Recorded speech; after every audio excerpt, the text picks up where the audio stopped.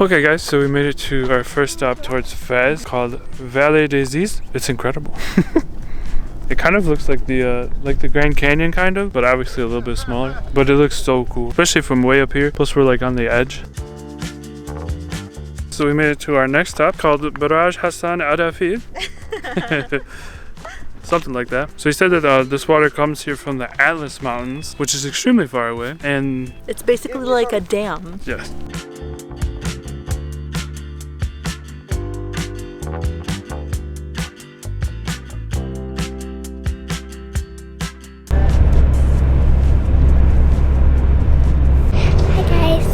Just passed by a really cool village that has the most beautiful views I have ever seen.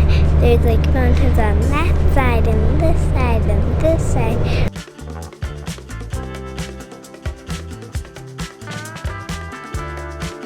So we are 3 hours away from Fez and we made it to this delicious tagine restaurant and we're having our first Moroccan tagine. Yay! I can't believe it took us this long. This one is a meat one and then we got a chicken one over here. And then just because we were feeling extra, I guess, we got some beef skewers because Ruby really wanted the beef skewers too. So we're just going all out today. Also, the beef skewers are so good. Are they? So basically tagine is like a slow cooked meal in this pot. The thing that makes it called the tagine is the thing that they cook it in. It's like a clay pot and they cook it low and slow for a long time and then you get this delicious meat, if I can find some, that just falls off the bone. Ooh, and so you can have many different types of tagines. There's beef, chicken, veggie. This one is the beef one. Let's see, they said that one's the best one. So good.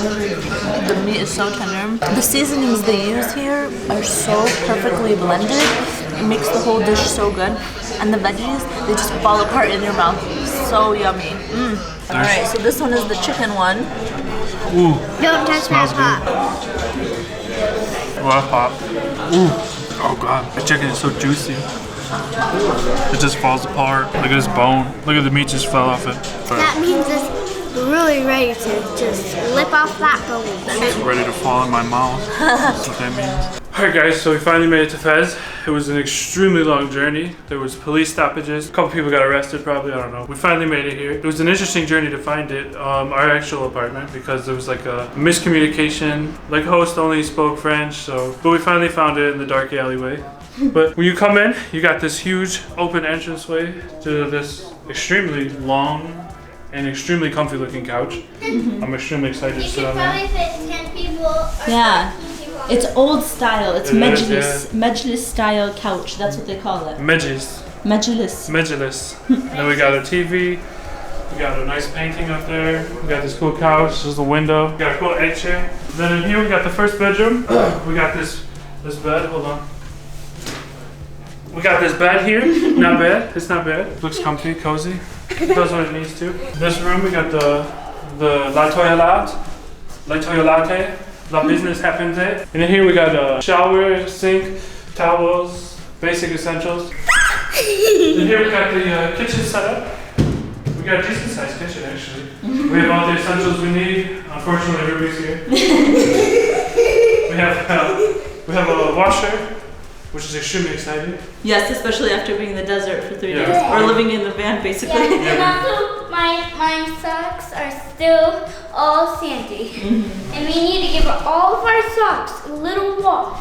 Yeah, we've basically lived in a van for 3 days, so we've had these clothes on for 3 days, is what we're saying. But we have this decent sized fridge, and then there's like a drying rack. You gotta keep calm and strata. I'm assuming it means drink tea. Then over here we got Ruby's room. We're gonna split Ruby into 2 pieces, put her on each bed just to take it off. And then she has a decent sized room. We got a bunch of blankets. We got an iron for when Ruby gets out of here. We don't want to know what's in there apparently. We forgot the bed test. Wow! So comfy! But this is gonna be our home for the next 5 days. But we're gonna enjoy it while we're here in Fez. There's a lot of cool things that we're excited to do here. It's an extremely popular city in Morocco. So we're gonna wrap things up here, go to bed, and then we will see you guys in the morning. Good morning, everybody. Today we are going to be exploring the old Medina of Fez. Let's go.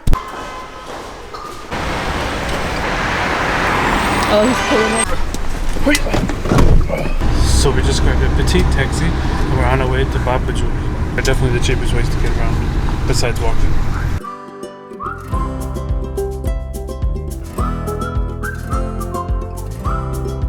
Okay guys, so we made it to the old Medina here in Fez. It reminds us a lot of Marrakesh Medina. It's like a walled city. He said they have 14 gates. This is the main one. It's called Bab Bajoul and it has the color blue and green on it. He said blue is like a resemblance of the soldiers, I think. Like a gate of like the soldiers, and then the green is like the color of Islam. So like peace. So it's the gate of peace and soldiers. So that's like a contradiction. We also got a guide. He's going to take us around. He seems pretty knowledgeable. He also said that he was a teacher at the university, so I think we're in for a treat. And it was really, really cheap. It was only $3 a person. So we literally spent $9 to have a tour of the old Medina in Fez. Yeah. Madrasa, I mean Quranic school. 11 madrasa in Fez. So throughout the Medina, they have these springs of water for people to come and take it for free. It's for everybody, and people can use it at home. It's not fully filtered, but it's good for cleaning things. And sometimes poor people, they don't have any other type of water, so they use this to drink and to use it at home as well. There's 5 things that we should be seeing throughout here, which is the schools, the hammam, which is the Turkish bath, and then the WC for the toilets, and then the fountains of water, and the mosques.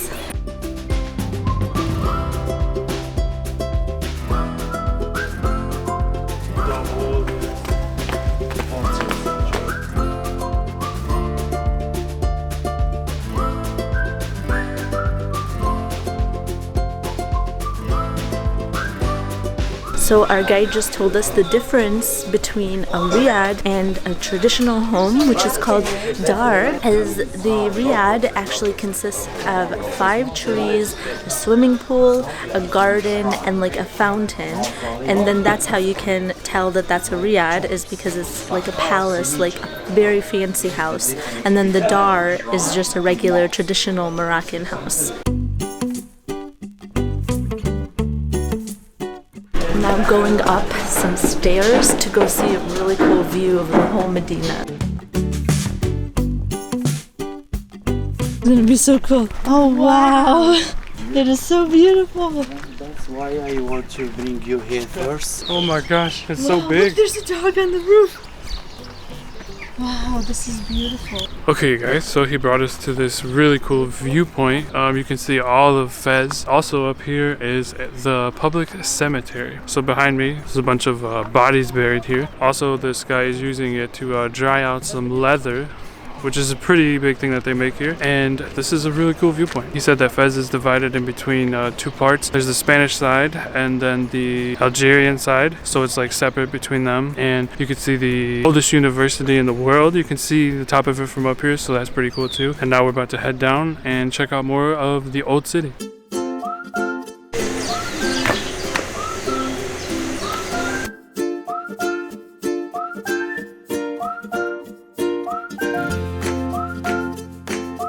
So guys, we came to this finduk, or hotel. Finduk is the Arabic word for it. And he said that they use it now for like storage for like the people around here is like donkeys or mules. They come here at night, they store them here. This is where they sleep. They also use it for, I don't know if you can see that behind me, but like handicrafts, like artisans. They come here, they make like wallets and cool like necklaces and stuff like that here during the day. And then at night, it is animal storage.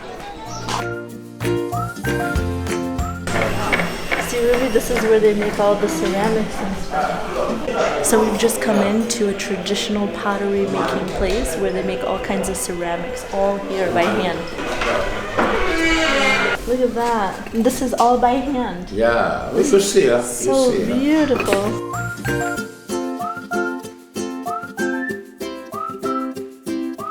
So we found the most narrow pathway in all of Fez. Here we go. Oh, I fit fine. Yeah, there's actually a little bit of space, but no pathway. Don't come here if you're claustrophobic. Yeah, I'm stuck. I'm stuck. That was actually cool. That was cool. That is so cool. To go inside, they prepared the tram 5,000 lines. Oh my This goodness. is the last piece. It finished the tram. Then we begin one other.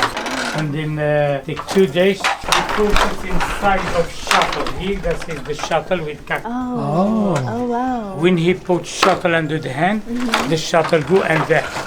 When he change the feet, open here and close. And he touch with button. So guys, I just got a cool scarf. They're very soft. Yeah. Ruby chose a pretty pink pashmina scarf made out of silk, so we got a good deal for it. Now we're going up to see one of the tanneries where they tan the leather, and it's all natural. So all of this leather is naturally dyed. Squeeze the mint. He gave us mint and to try to smell. Wow. This is the hallway of purses. Oh my goodness. Look at all of that.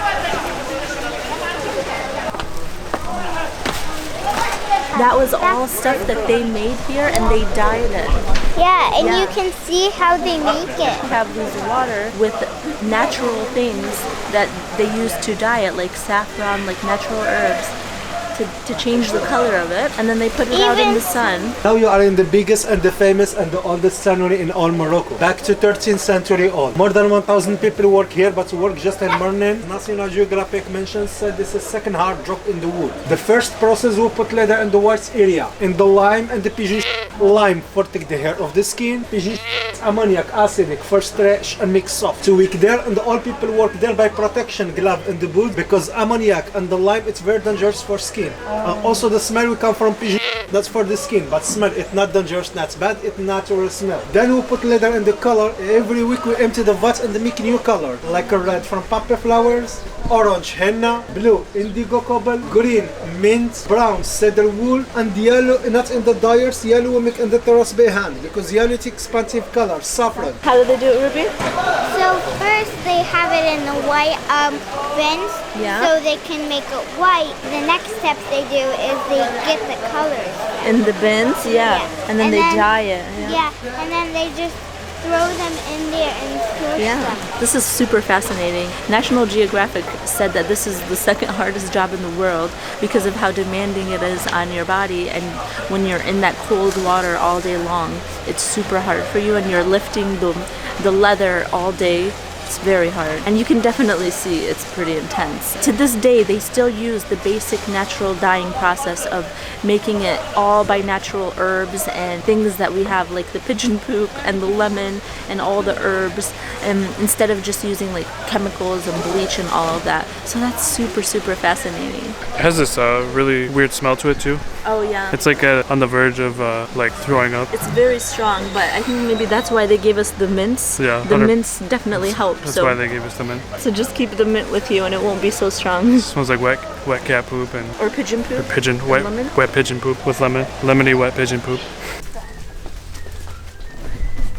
This is crazy. This whole place literally smells like lamb. So we just went to a traditional bakery where they bake bread for the whole community. So people will bring their dough, or they will come and collect bread every day, and they sell it for like 1 dirham. It's this oven that's really big, and he has a long stick and just puts the bread in and makes it. It's very cool. It smelled delicious too. Yes. So we made it to the first university in the entire world. He said that a lady named Fatima from Tunisia came here in 859, which is extremely old, and she built this university, and then her and her sister also built mosques around here. That's one of the sure ways to get yourself into heaven. This is the main gate.